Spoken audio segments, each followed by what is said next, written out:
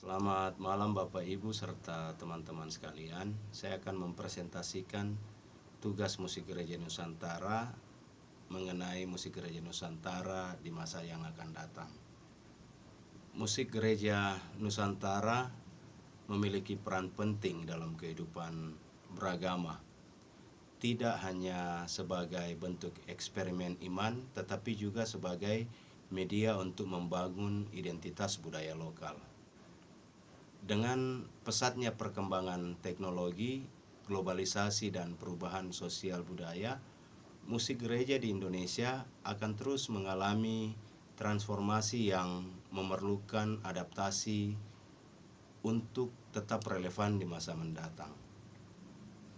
Mengutip perkataan Hengki Betompo MSI dalam jurnalnya yang berjudul Idiom-idiom Musikal Nusantara dalam konteks perkembangan musik gerejawi, mengatakan sudah tiba saatnya kita mulai mengenal dan menggali ide-ide musikal yang berasal dari kandungan Ibu Pertiwi, yaitu idiom musikal Nusantara sebagai sebuah terobosan warna baru dalam pengembangan musik gerejawi.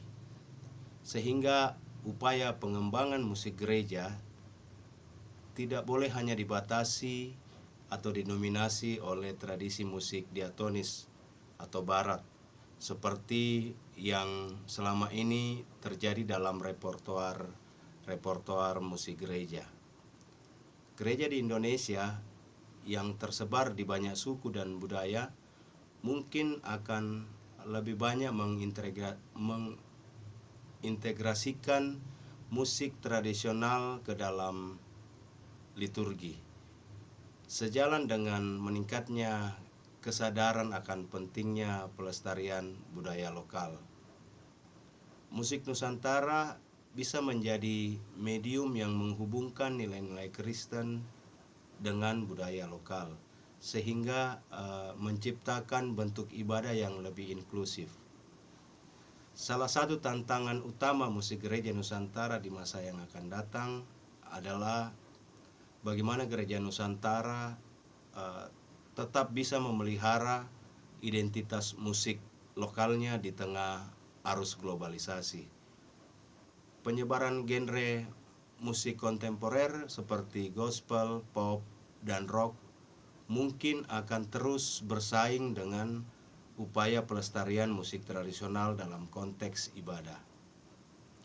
Ada kemungkinan bahwa gereja di Indonesia akan semakin mengembangkan musik liturgi yang menggabungkan berbagai gaya musik daerah dari Nusantara sebagai simbol persatuan dalam keberagaman.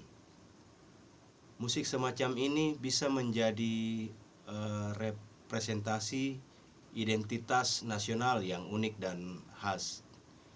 Gereja di Nusantara kemungkinan akan lebih giat dalam memperkenalkan musik dengan sentuhan lokal yang menggabungkan bahasa, melodi, dan ritme asli Indonesia. Gereja di Sumatera, Jawa, Kalimantan, Sulawesi, Maluku, Papua Timur, dan lain-lain mungkin menyesuaikan musik liturgi mereka agar lebih kontekstual dengan budaya setempat. Strategi ini penting agar musik gereja tidak hanya relevan, tetapi juga dapat dihayati oleh jemaat secara mendalam.